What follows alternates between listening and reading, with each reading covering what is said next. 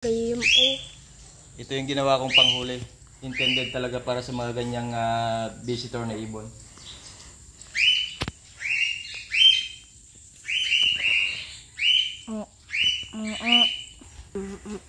Ayun mga gagawin mo, yung ibon. Huhuliin na ni Papa. Li? Ayun siya mga gagawin mo. Di siya nahuli. So,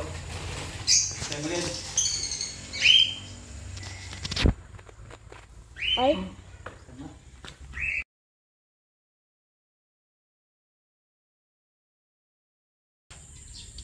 Hello mga gagayam, love and light po para sa ating lahat. Dito sa aming munting ibonan, may bumisita na isang ibon. Gusto mag-mate dun sa namin, personata. So galing siya sa ibang aviary siguro at dito napadpad sa aming ibonan. Pero pinapakain naman din namin. Naglagay ako ng pakain kasi mukhang mahina siya. At syempre yung mga ganitong pet birds di nila alam kung paano sila makapag-survive dito sa wild. So ang basic instinct nila ay marinig yung kanilang katropa at doon sila magsisik ng refuge. Kaya yun yung nangyari ngayon dito. So ang gagawin namin huhuliin na lang namin ni Kuya Boy Marcos. Tapos sa amin na lang. Ayun ang mangyayari nun kasi dito sa probinsya kung ano makikita na ibon, huhuliin ta sa akin na lang. Sa iyo na lang? Akin. So papalakasin natin tong ibon na to. Okay? Pero akin yun, igagawin ko siya. Videohan mo nga ako. Ayun o.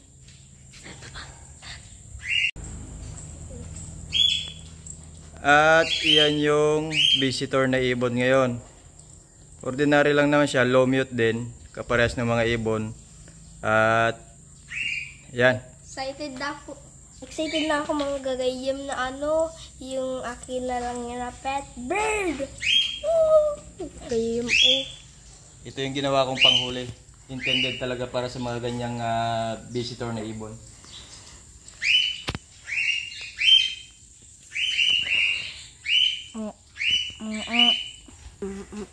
Ayun mga gagawin mo, yung ibon. Huhuliin na ni Papa.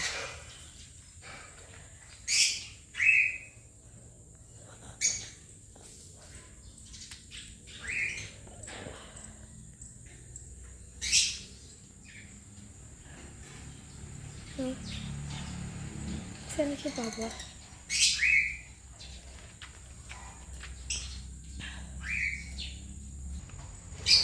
Li? Ayun siya mga gagawin mo. Di siya nahuli.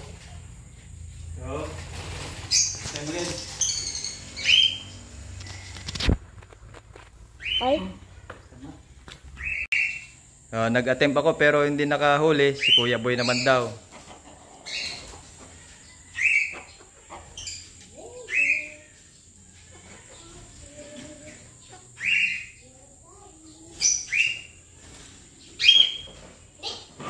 Dito na, ako na.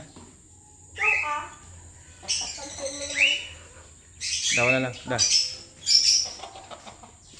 Ako din nag-failure. Okay lang naman. At least nakatry ako. Si Papa naman ulit. Hanapin natin yung birdie. Medyo. Madisigarte yan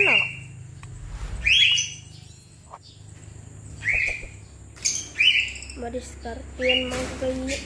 Ano naman siya mga gagayim? Gutom siya. Lilipad na siya. Take off.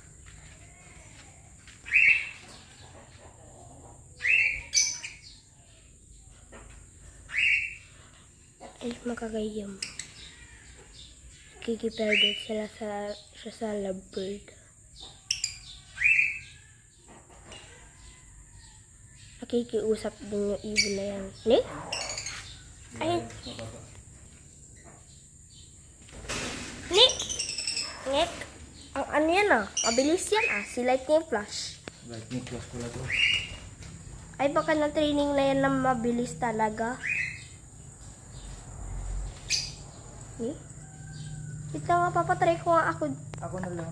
Ano, Papa? Iba dyan, Papa, ikaw. Dyan ako. Ano, Papa, para mahuli natin.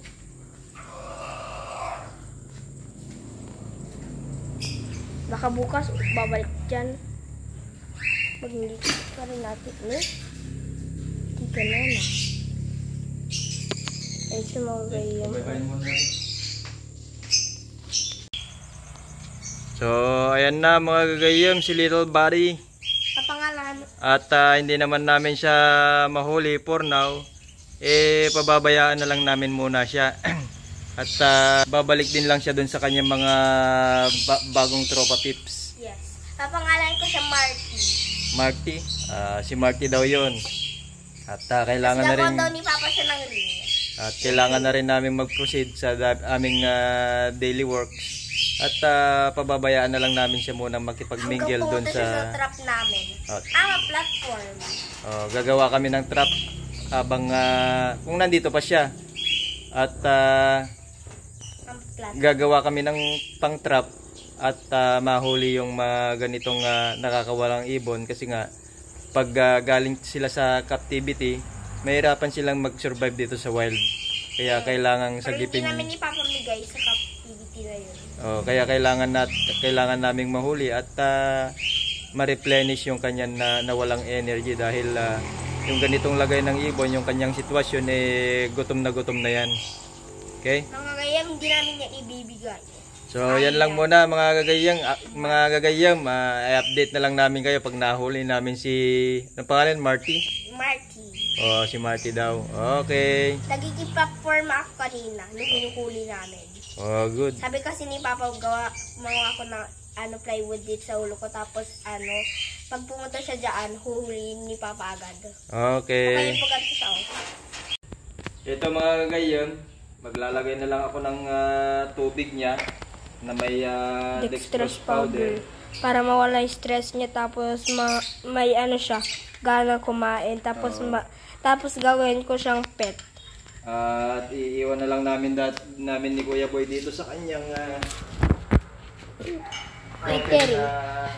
eatery tapos bakery.